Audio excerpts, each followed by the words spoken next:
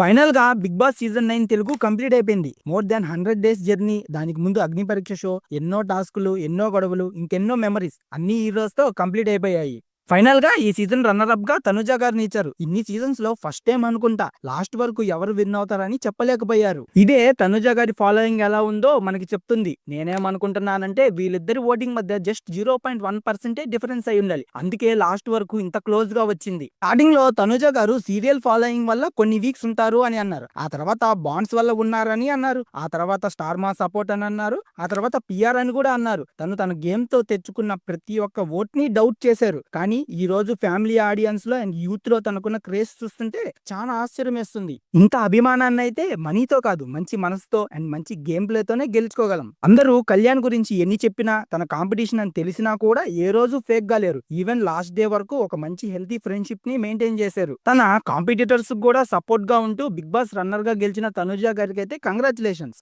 Audience లో తను గెలుచుకున్న తన ప్రేమే తన ట్రోఫీ అండ్ తన prize money. All the best for your future ma'am. ఈ వీడియో మీకు నచ్చితే లైక్ చేయండి అండ్ మరిన్ని ఇలాంటి వీడియోస్ కోసం సబ్స్క్రైబ్ చేసుకోండి. మళ్ళీ నెక్స్ట్ వీడియో కలుద్దాం. Until then thank you.